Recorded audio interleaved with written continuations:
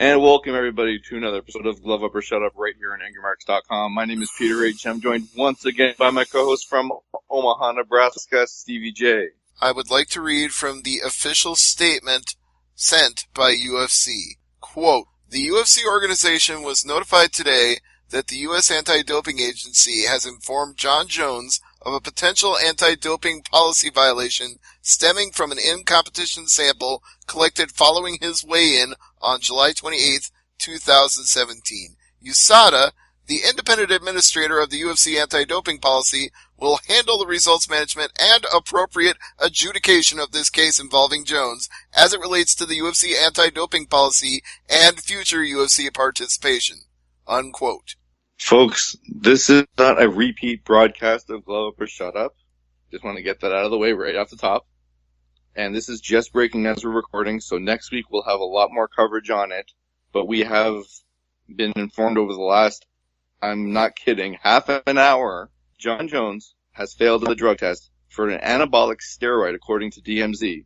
And it's being confirmed by the UFC, as Stevie just said there with the statement.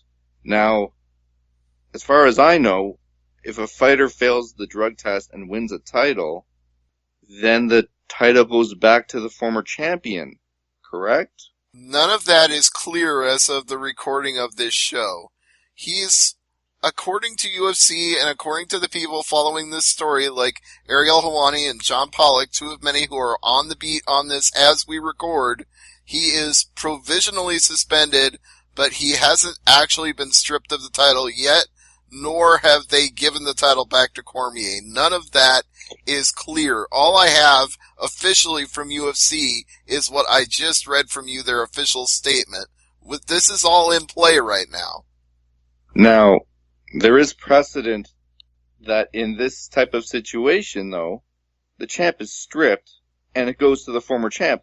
The thing that is shocking, well, a couple things that are shocking. One, it wasn't a sexual performance drug this time. At least you got to give him that. Yeah, at least it wasn't cocaine either. At least we can give him that. Well, everyone knows cocaine is a powerful drug, Stevie. A hell of a drug, actually. You gotta have some jokes. We gotta have a little levity about the seriousness of this whole thing. He's facing a 4-year suspension. 4 years. Because that's what happens when you fail more than once, and this is his second failure, so it's double the time.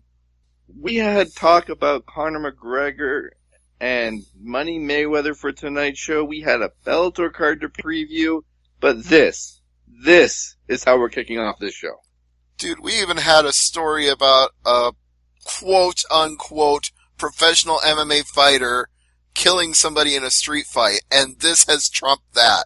Yeah, the R.D. Reynolds air quotes, as we like to say on this show. Right, because I don't want to call that guy a fighter, but everybody is reporting it that way, so we have to address that at some point during this show. And you said you had a rant to go on Jon Jones. Well, I'll have a rant to go on when we get to that one later. The rant is basically Jon Jones' checkered past, to put it mildly, with Dana White.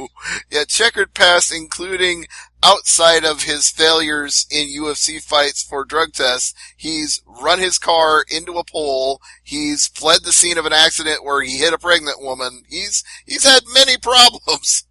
99 problems, and Jon Jones caused 98 of them. It's ridiculous. Yeah, this guy is his own worst enemy. It's like, I sorry to interrupt, but I said this on our show before he fought Cormier for the title. I said, the only person who beats Jon Jones is Jon Jones. If he doesn't screw up, he'll win the title, he'll be the champion. And I made sure to point that out. Only Jon Jones beats Jon Jones. He is his own worst enemy. Go ahead. Last week, we talked on this show ad nauseum about the potential Jon Jones-Brock Lesnar mega fight that could happen if, Yeah, forget that. Forget that ever happening now.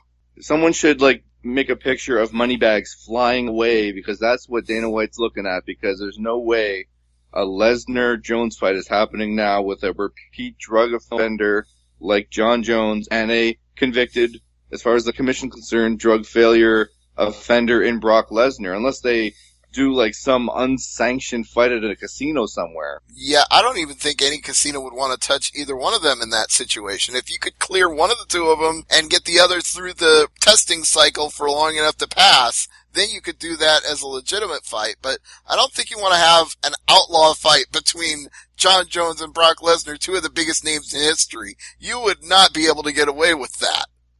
No, that would fly in the face of every commission in the United States, and if they decide to do an outlaw fight in another country, good luck getting any, no, it's just a bad idea all around. Right. I mean, okay. John Jones failure. Sorry, but I'm going to play that hypothetical you just outlined. Suppose they go to Russia and have a fight there. Well, yeah, good luck getting, or whatever. Good luck ever getting sanctioned for a fight in North America after you pull that shit. No commission is ever going to touch you again if you do that. The best part about this is the post-fight. The redemption story. John Jones redeemed himself, Stevie. He's back. He's the greatest fighter of all time. No, he's the greatest at getting caught.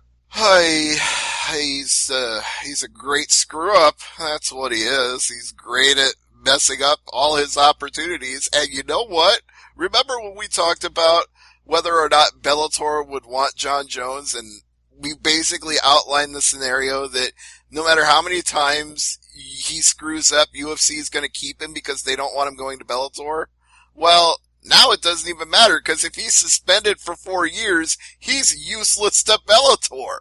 I mean, the only reason they signed Frank Mir is because his suspension ends in April of 2018, and they can see the writing on the wall, the light at the end of the tunnel, and they know they can book him for fights next year. You can't sign John Jones when he's got to serve a 4-year suspension, because you're getting nothing out of him for 4 years. That's useless. Nobody would want John Jones. Nobody.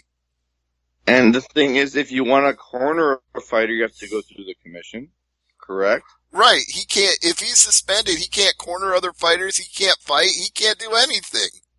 So, I mean, the only thing that John Jones can do now, besides, he might have to do something like open a gym or, he can't go to the fight, he can go to the fight if he buys a ticket, but he can't corner a fight, he can't do anything like that, but he can definitely, coach just from the outside looking in. He can't go and corner the fighter, but I think this is devastating, and I pray to God that this is like the catalyst for something even more epically stupid. If John Jones, if you know what I mean. Well, that's why we have to point out that we have a statement from UFC, we have reports on MMA Fighting and other prestigious websites, like the one I write for, MMA Mania, which coincidentally is affiliated with MMA Fighting because we're under the same Vox Media umbrella.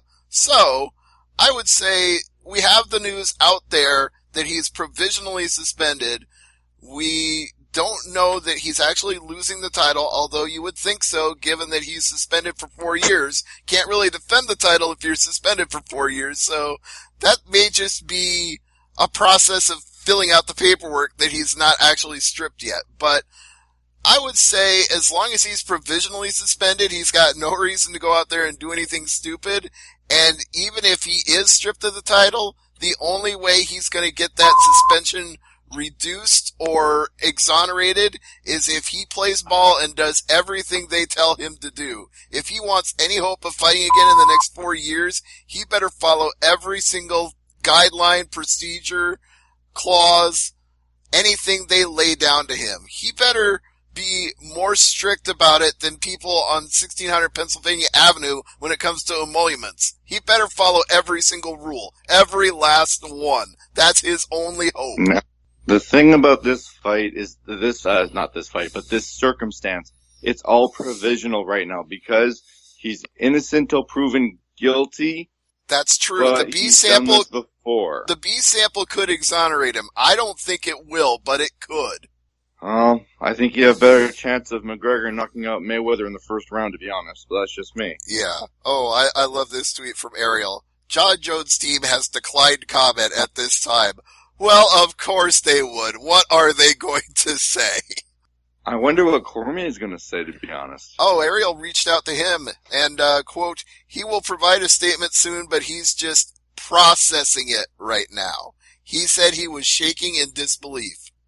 I think I don't want to say he's going to be happy about this. That's the wrong term. I think he'll feel like Okay, Obviously, they're both no, screwed go ahead. now. The problem is, the two losses that he has are both to John Jones. So he's got to feel screwed if they give the title back to him, because everybody's going to look at him like, you aren't the real champion. And nobody can look at John Jones if he keeps the belt like he's the real champion, because he's failed so many tests and screwed up his life so many times. So they've essentially tainted the top two people in their division in the sport. That now you look at both of them and you go, well, the guy holding the title got beat twice by the same guy who can't even fight anymore because he got suspended. So how is either of these guys the champion anymore? Cormier's got to feel like he's just as screwed as Jones is. But you can't uphold the title. I rule nothing out because UFC has not announced anything. You don't want to put it past the realm of possibility that they just completely vacate the title at this point and then have a match between, I don't know, Cormier and Gustafsson for the belt. I mean, what are they going to do? He's going to have to beat somebody who's at that high level to prove he deserves it back, or they're just going to give it back to him because they're going to say that win is now tainted and the win is forfeit, and it may even be ruled by the athletic commission that that win is overturned because of the drug test failure. But again, this is all provisional because he isn't fully suspended. He hasn't been stripped. It's all still in play. It's a big cluster. Well, the media's got a great term for it. This is a very fluid situation at the moment. Boy, is it ever. This is as fluid as the Atlantic Ocean. There's just everything moving right now. There's nothing solid here. The thing about Cormier, I thought maybe he'd go to 205, or to heavyweight. You know, John Jones is the kryptonite. I can't beat him. I'm going to go to heavyweight. As long as I don't fight Kane, I should be fine. And then this happens. Seconds ago, Ariel Helwani just received a statement from John Jones' team. Quote, John is crushed by this news, unquote. Full statement coming shortly. Was the steroid crushed? Was it like an injected steroid? Is it something like, how are they crushed that he got caught? It doesn't make sense. Okay, now you're the one injecting levity into this. Maybe he crushed it and snorted it? I don't know. I'm not saying, I'm just saying. No, but he's crushed by this.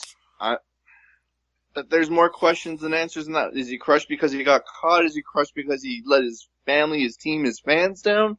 Give us more than that. Well, that's why Ariel said full statement coming shortly, because this doesn't really explain what he means by that at all. And I'm sure people are going to realize that we pre-tape on Tuesday for our Wednesday podcast, because if they look at the timeline of Ariel's Twitter, they're going to see all these tweets are from August 22nd.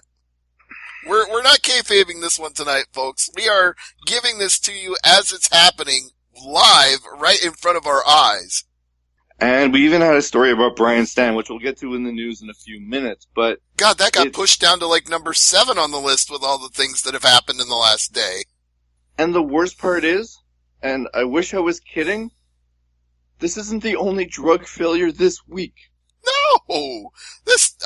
Good Lord, this has been a ridiculous news cycle of a day. We could have started recording this podcast at 8 in the morning and still been on the air now. And you know what's funny? At 3:30 this morning, Money Mayweather said that he's concerned that McGregor might be overweight for his fight. Well, whatever. We went from overweight fights to drug failure to all these different news items. It's been a crazy few days for mixed martial arts, and the only show that has any MMA in it this week is Bellator. Yeah, well, eventually we will get there. I've interviewed 4 of the fighters from that card, so I'm well aware of it. Even if the rest of the world is looking at Mayweather and McGregor, I'm still the one that's going to be covering Koreshkov versus Njokuani on Friday night, live at MMA Mania. So be sure to check my play-by-play, my post-fight recap, all 4 of the interviews that are being published this week. I've done a hell of a lot of work on a card that's completely getting overshadowed by Mayweather and McGregor, but I don't care. I get paid to do it, so I'm doing it. Hopefully some people will read it and enjoy it. Now, we'll get more on Jones in a minute, but... Oh, that minute just came. I'm sorry to interrupt you again, but just as you said more in a minute, that minute came. We have the full statement now. Okay. go ahead. The statement reads, quote, "We are all at a complete loss for words right now. John, his trainers, his nutritionists, and his entire camp have worked tirelessly and meticulously the past 12 months to avoid this exact situation. We are having the samples tested again to determine the validity or source of contamination.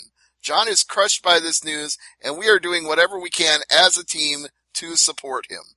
Unquote. That comes from John Jones' manager, Malki Kawa. Okay, so the B sample, that is going to be the judge, jury, and executioner on this, because if that B sample comes back dirty, it's game over, man. Unless he can prove that he has a tainted supplement, unless he can go through every single container of protein powder and whatever and find something that was contaminated and show it to the commission and have it tested.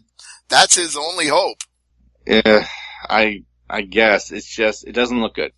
It doesn't look good right now, and we should transition to Bellator, because if we don't start, we're not going to get to the end of the show. But because more news is going to keep breaking every minute while we're doing this show, so you're right. Now, remind me again, where is this Bellator show taking place?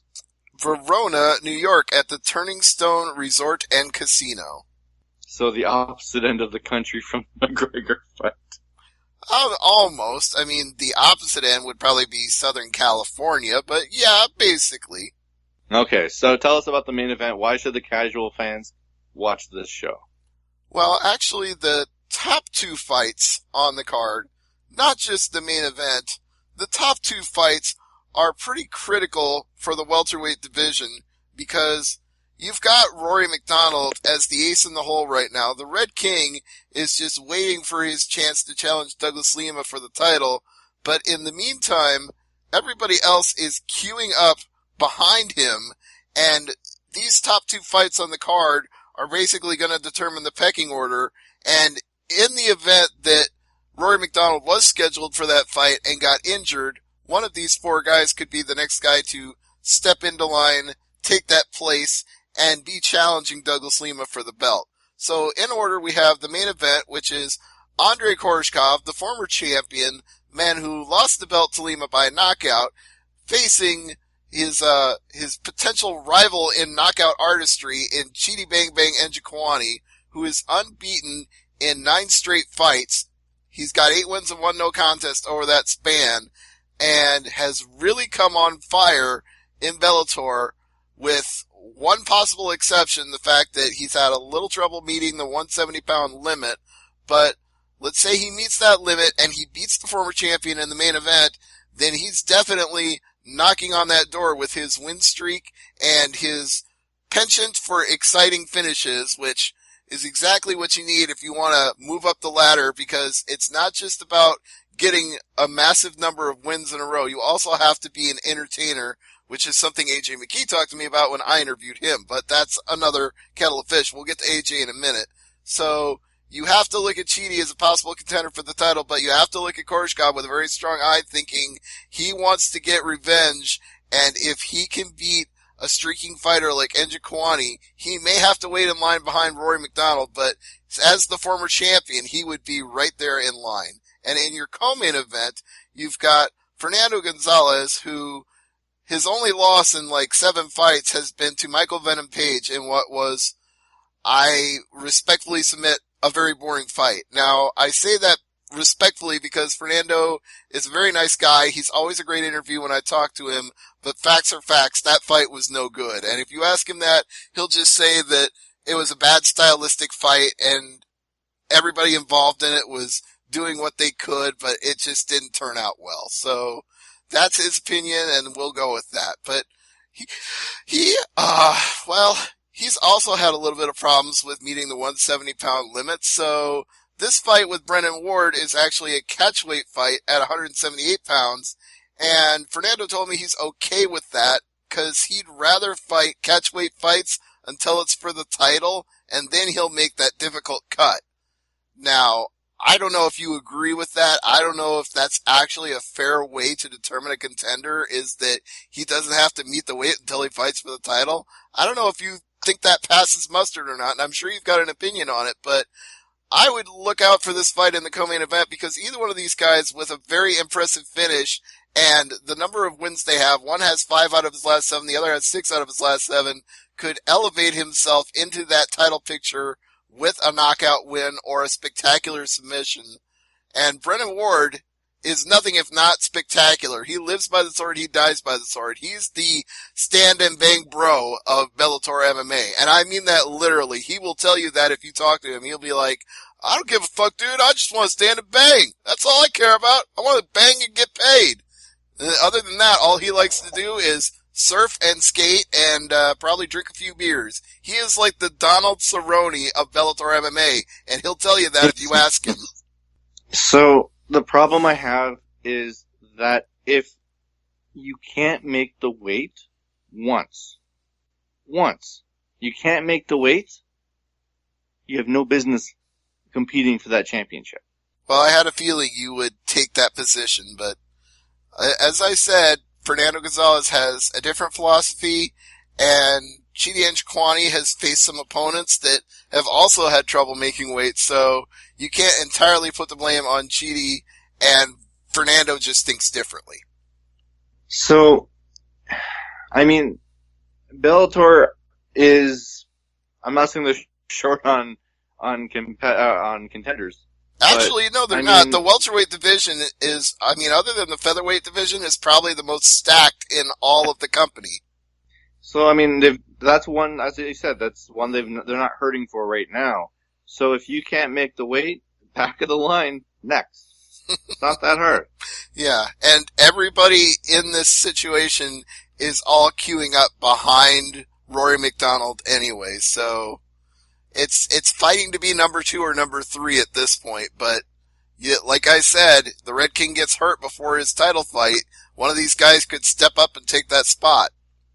So, just to go back to the John Jones story, I was just asked on a private message what he failed for. What is the actual steroid? So, it's the drug the East Germans used to dominate the 76 Olympics. Well, you said anabolic. If that doesn't... You said anabolic yes, steroid. It's an anabolic steroid. Yeah. Yes. It's something that it's not one of those designer drugs that, Johnny come lately. It's not HGH. It's nothing like that. He failed for a... I know you're a baseball fan, so I'm going to bust out a reference. It's not the cream or the clear. Exactly. He's not getting that $1 million Balco Lab stuff. He's getting the $5 chalk boy at the gym stuff. But going back, and this has to tie into the weigh-ins conversation we had a second ago. If you fail a drug test at the weigh-ins, which I think that happened before to John Jones, why did they fight? It's like if you fail, it should be a condition of fighting that weekend. If you fail the drug test at the bloody weigh-ins, you're not fighting. Well, the B sample. Technically, the sample was taken after the weigh-in, if I remember what I read correctly. So he weighed in and then gave a sample, and then that sample tested positive, which means in all likelihood that sample didn't get processed until like Monday or Tuesday. They didn't have the results back until after the fight. Yeah, it's gonna be that B sample, but it should be a red flag. If you fail the A sample, they should take you off the card. And if the B sample comes back positive, guess what, butthead? You're suspended. But I'm saying if this was the only sample he gave that tested positive, if he gave 100 samples and the one that tested positive was the one he gave the day of the weigh-in, then it's too late. They're not going to catch him at that point.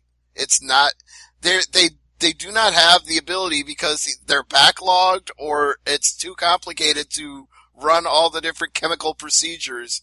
Either way, they can't turn it around fast enough to prevent him from fighting the next night if he's getting popped the day of the weigh-in. Whatever. If he does fail for this test, which right now is provisionally suspended, and if it comes out that he did fail this drug test and he is stripped of the title, John Jones, the record-breaking fighter, will set a new record for being stripped for a third time. Yes. Do you want to go back to Bellator now? Yeah, let's go back to Bellator now. All right. Featherweight division. What other fights should we watch? Exactly. Let's go to the featherweights. Yeah, AJ McKee, undefeated, 8-0, son of the legendary Antonio McKee.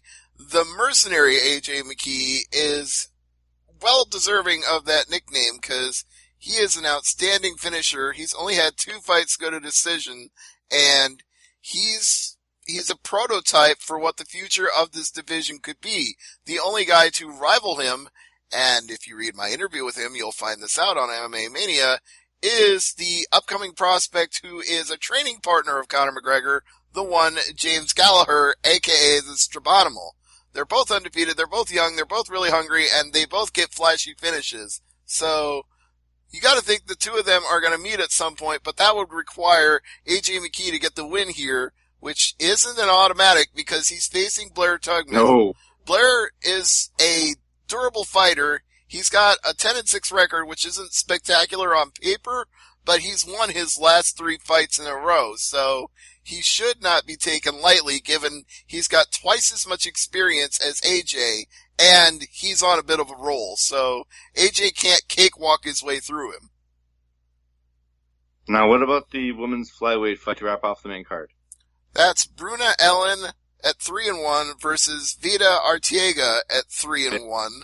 Now, we have Ellen with her only loss in Bellator coming against Jessica Million Hits Middleton, while Arteaga's only loss was a somewhat questionable fight with Anastasia Yankova, where the feeling may be that Yankova, because she was promoted so heavily, got a gift decision, but there was a point in that fight where Arteaga was eating her lunch and taking home leftovers. It was that bad, and somehow Yankova still came up the winner of a split decision. So, you would think, based on that Vida might actually be looking for a chance to prove herself and show that she's in contention for the uncrowned flyweight title, but Bruna Ellen's got to feel the exact same way, and either one of these girls, if they take a second loss, it's like you said earlier, back of the line, buddy. So, somebody's staying in the hunt for that title, and right now the top contender is probably Ilima-Lei Macfarlane, but whoever's going to fight her for that title has to keep winning, and of course Ilima-Lei has to keep winning herself, so this is a critical fight for that division. Now, as far as the prelims, there's that main event of the prelims that I'm really excited for between Daniel Pineda and George Karakhanyan. Yeah, that is a very quality fight, because Karakhanyan is a guy who has been in the hunt for the featherweight title at various times. Again, we talk about how stacked that featherweight division is. It's no joke when you've got Karakhanyan on the outside looking in, and he is a 27-7-1 fighter. That is an outstanding record. So, his only caveat to that is he's a little bit streaky. He'll win 2, he'll lose 2, he'll win 2, he'll lose 2. If he can put it together 3 or 4 fights in a row, he would be knocking on that door to fight for the title. And Pineda is definitely, he's a prospect here. He's got, an equally impressive record at 22-12. Now, you might say, oh, it'd be better if it was 28-5, whatever.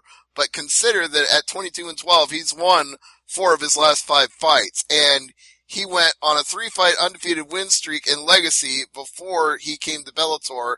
And he was a UFC fighter before that. And, in fact, at the Tough 17 finale, he got the submission of the night against current Bellator fighter Justin Lawrence. So, Pineda is not to be trifled with. That, like you said, that is a great fight. That is a fight that's actually worthy of being on the main card. Now, as far as the rest of the prelims, is there anything there that, for the casual fan, they should really go out of the way to watch? I would say Sinead Kavanaugh, because she's another one of those people from the Conor McGregor camp, from that team.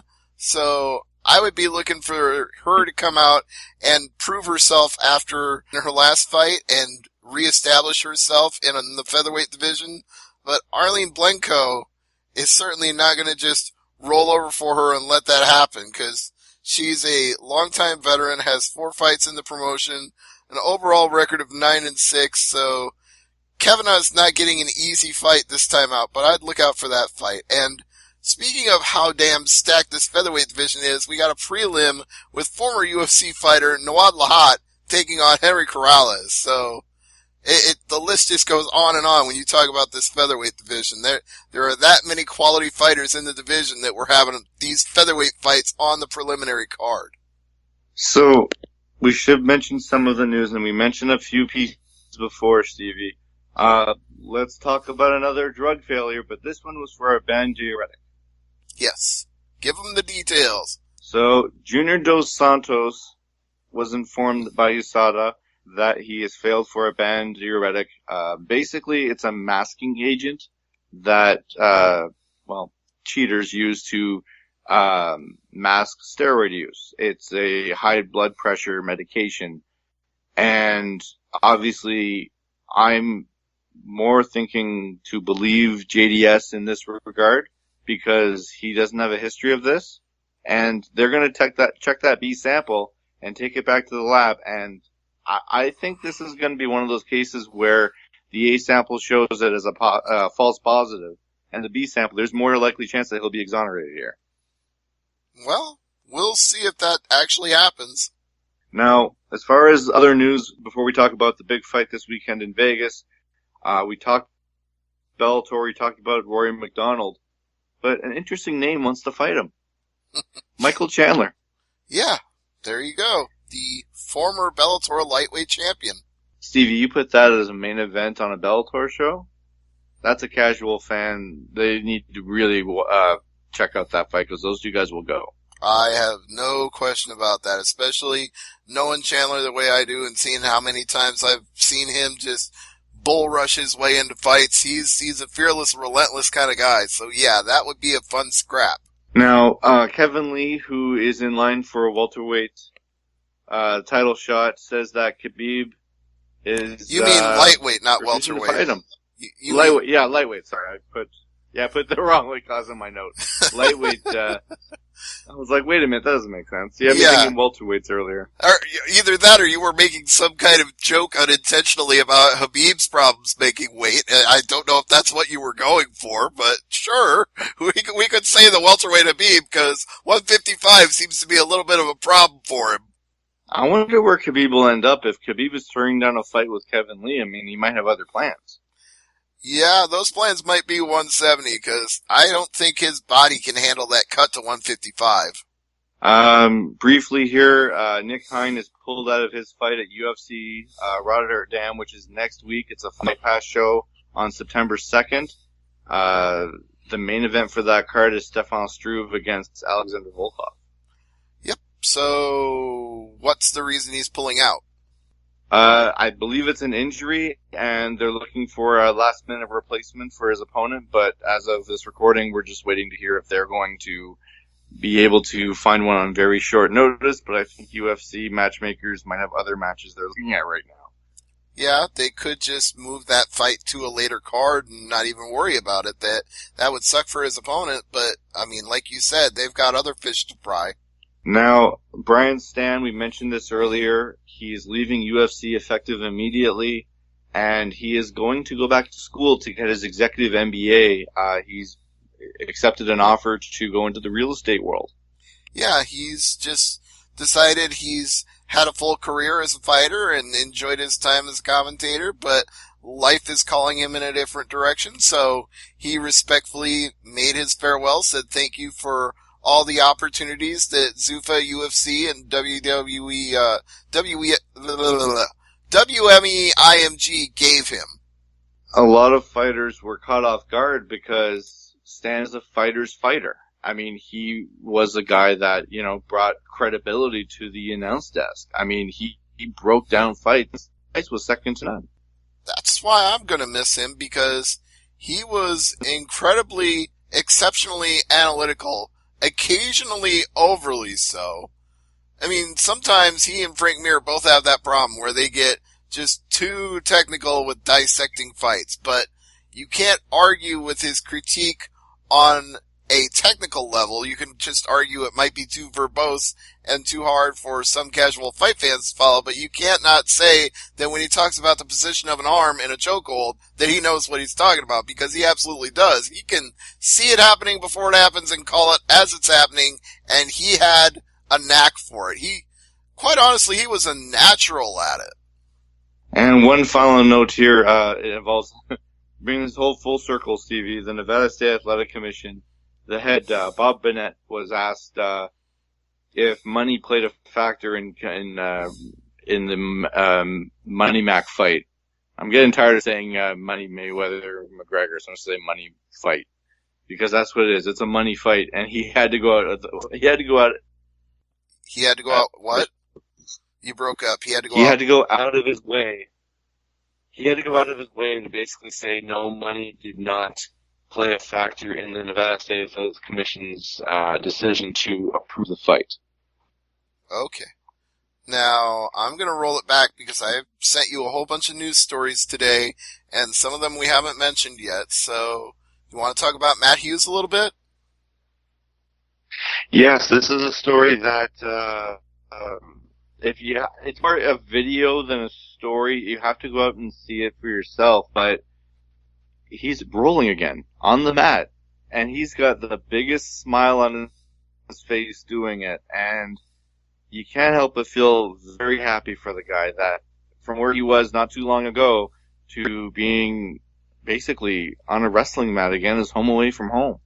Yeah, he went from being in a medically induced coma and fighting for his life to now actually being able to grapple on the mat, and that is tremendous progress. I still don't know what his actual mental faculties are, but just looking at the video, you would, like you said, seeing the smile on his face and seeing him roll, you would think that is a healthy, positive sign for his future. It shows that he not only came back in a way that was almost unbelievable, but that he might recover 100%. I can't judge from that video how close to 100% he is right now, but it looks good. It looks very promising, and I was so happy to see that.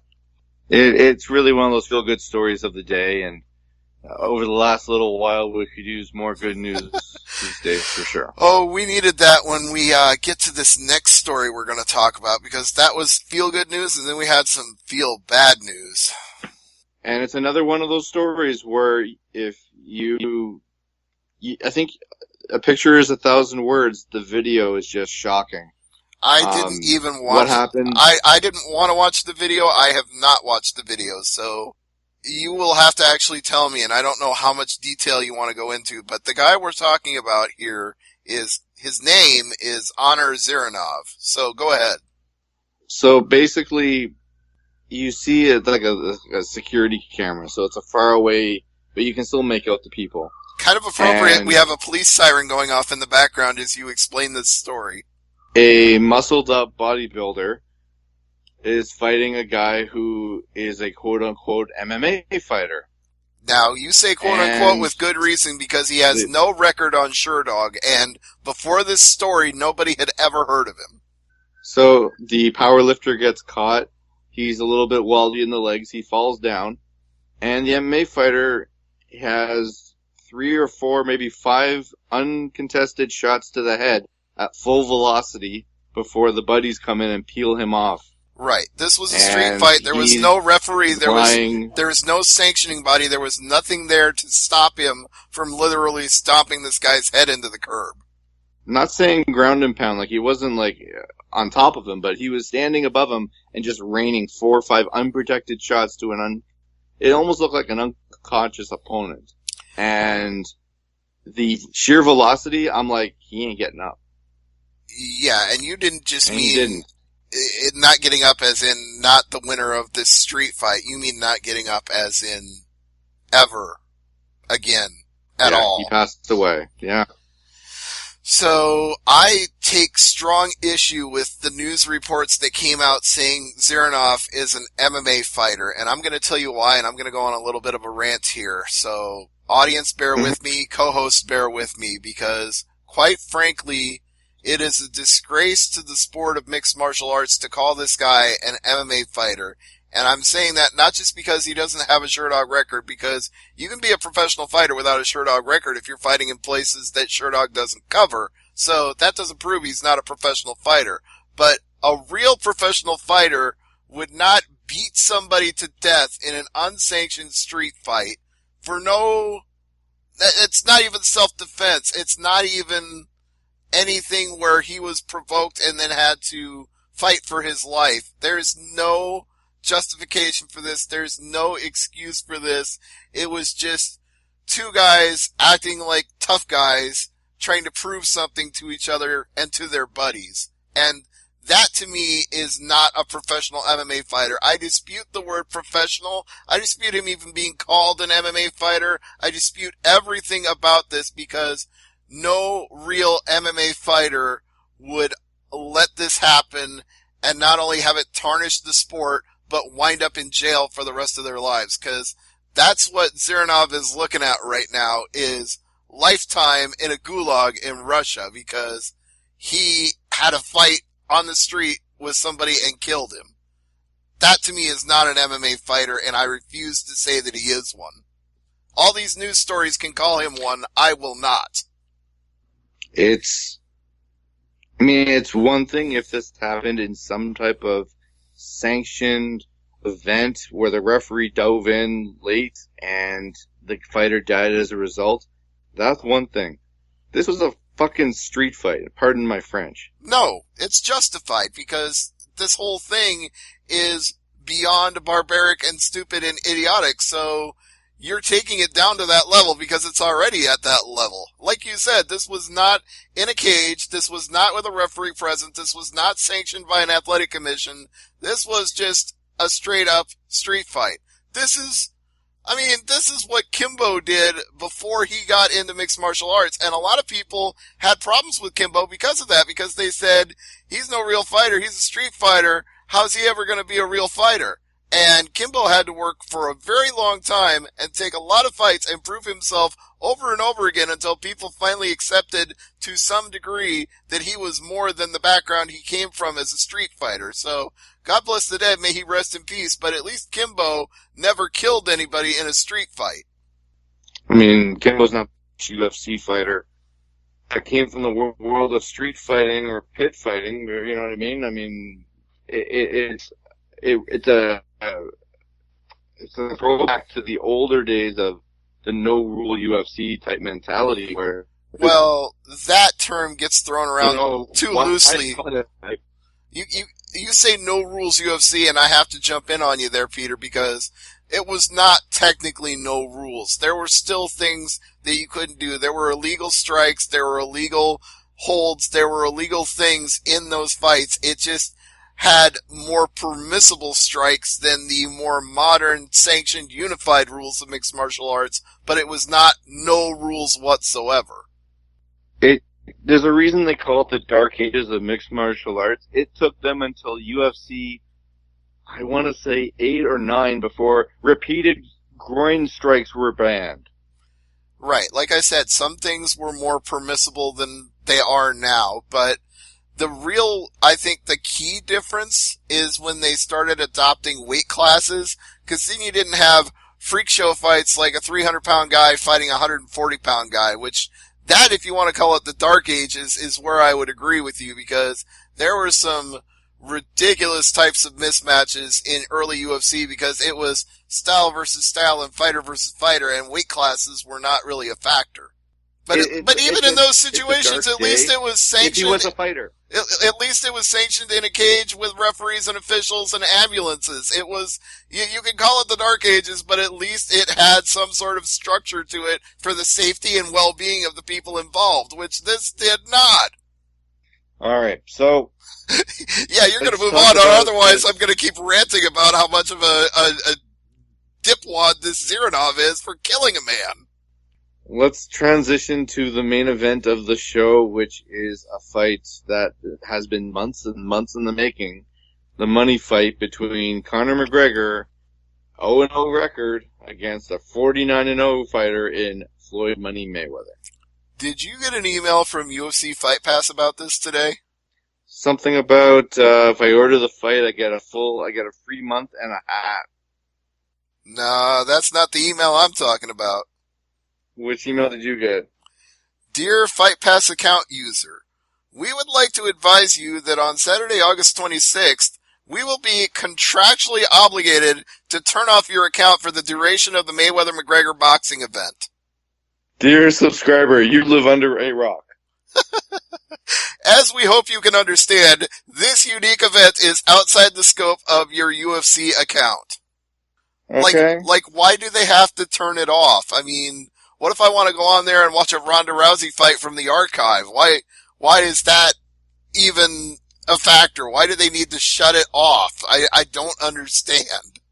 I'm thinking they're expecting bandwidth issues. That must be the reason. As they said, the unique situation they're in, so they must be trying to devote 100% of that bandwidth to the pay-per-view because they know how many people are going to be tuning in for it. But just before the fight, I mean, somebody ran the numbers. I mean, obviously a lot of people ran the numbers, to be honest. I saw Connor's taking home $100 million and Floyd Mayweather's taking $250 million? Billion for a fight that can go 10 seconds. It could, or it could go 12 rounds.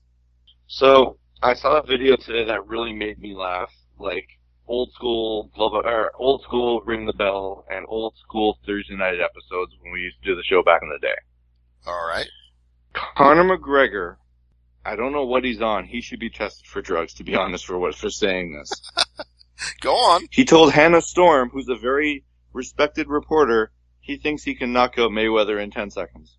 Well, he's been known for making ballsy predictions before, and he made one with Jose Aldo and it came true. He made one with Eddie Alvarez and it came true, so the one thing you've got to say about Mystic Mac is he doesn't lack in self-confidence, and sometimes that self-confidence actually pays dividends for him because he'll say these outrageous things and then guess what? They actually happen. So, for him to actually say that about this fight doesn't mean it's going to happen, but it's that kind of confidence that makes him unique as an MMA fighter. I don't know that it makes him unique as a boxer, but at least he's carrying that confidence into the fight with him, which he's got to do because otherwise, what chance does he have? He doesn't need a spokesperson, that's for sure. Few people have less needed anybody to speak on their behalf than the Mystic Mac. He is very capable of saying everything he needs to say. And, we talked about gambling on this fight in the past, and a lot of people want to make money off this fight by betting on McGregor. Vegas odds, Vegas bookies, they're saying that 93% of the action on this fight is on McGregor. That's 93%. Peter, that's what I've been saying about these odds for the longest time is they'll set a line to entice people to bet, and that's exactly what they've done here. By making McGregor the long shot, people are putting their money on him, hoping to cash in like it's a fucking lottery ticket. They think, if I put 1,000 on this guy and he scores the upset, I'm on Dream Street. Okay.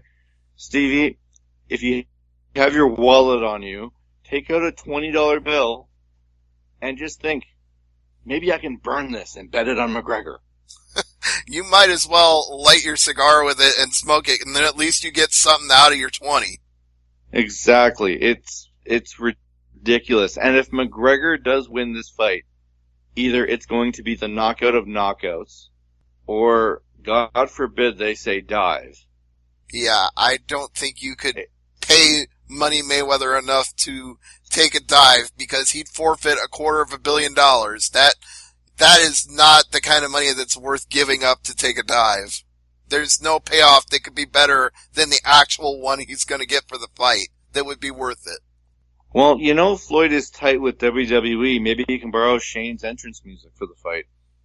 Well, you could say here comes the money about everything involved in this. It's $100 just to order the pay-per-view. It's $10,000 if you want a ticket to be there. It's $100 million, $100 million, like that Birdman song. It's everything. There's no shortage of cash being thrown around here. It's bordering on ludicrous, and finally we get to stop talking about it. Bordering. It's been ludicrous for a while, but that's that's why it's the event of the year, whether you think it's ludicrous or whether you think it's fabulous, because it has gotten that big that it dominates the scene. It dominates the talk. Casual fans, the hardcore fans, the boxing fans, the MMA fans, the sports fans, it's everybody's. Okay, perfect example of this. I went to a wedding 2 weekends ago. You know about this. I took a little trip out of town to go see a cousin of my wife's get married. And all people wanted to talk to me about at that wedding reception was their predictions on Conor and Floyd and whether I agreed or disagreed, because they all see me and they flock to me like, here's the sports reporter. Let's get his opinion on this. And I'd say, well, that's an interesting theory, but Conor's not a boxer.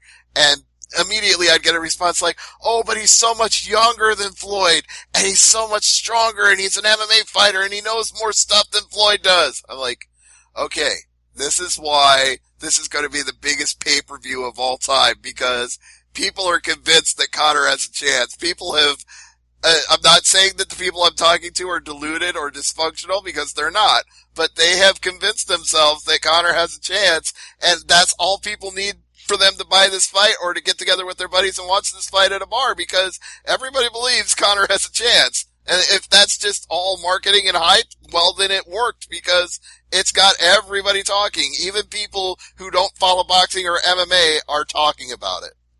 And we're going to wrap it up for this week on this thought, Stevie.